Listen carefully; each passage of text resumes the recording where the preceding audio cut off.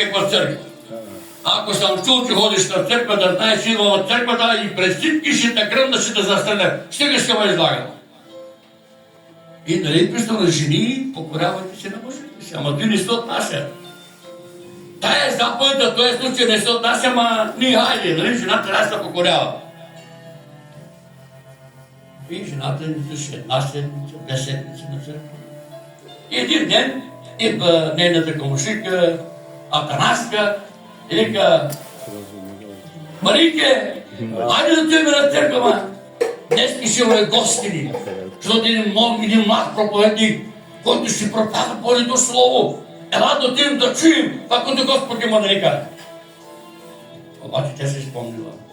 Само ако ще отиша на църква, да идвам там и ще те застреля пред всички, да знаеш. Повече няма да занимавам с него. И тогава жената е казала: добре, Атанаска, идвам. И извикал децата си и казала: деца, слушайте, аз отивам на църква. Ако дойде татко ви и ме пита къде е майка ви, кажете: сука, къде сте на църква, гози къде сте ходили. На магазина. Ако това макера без църква, аз отдом чиганите църква, къде са на багаж и кидят.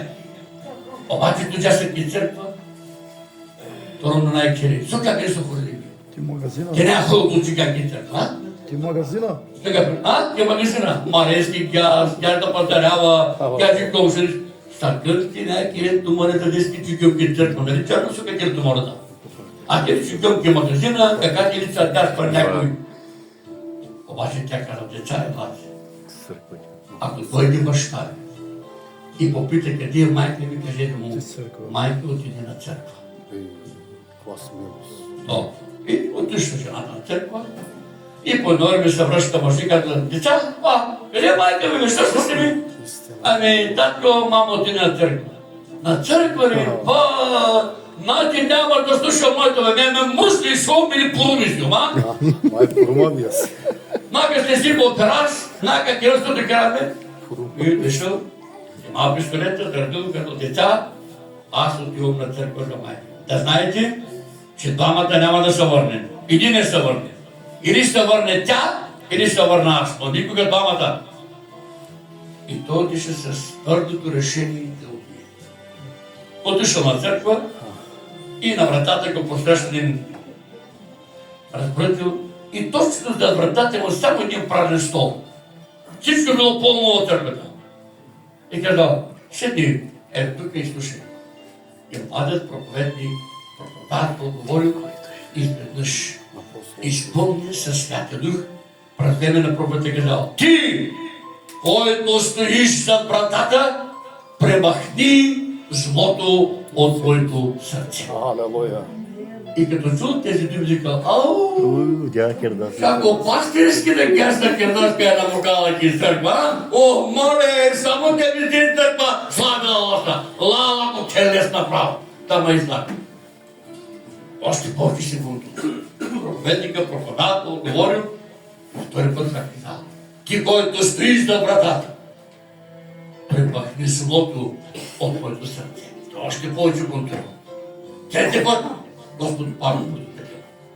И накрая свършила службата и се шилили: слава Богу, и тя, като тя гледа мъжа си, казала: край.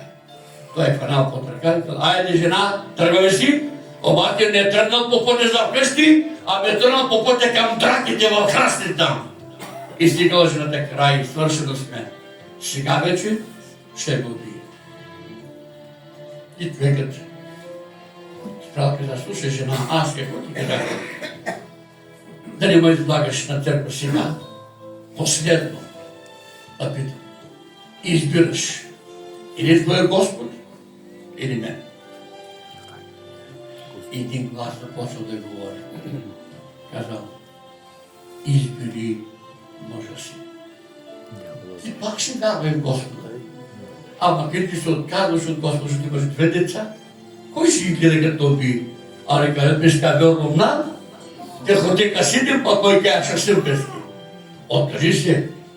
Обаче един друг глас казал: само вярвай. Само вярвай.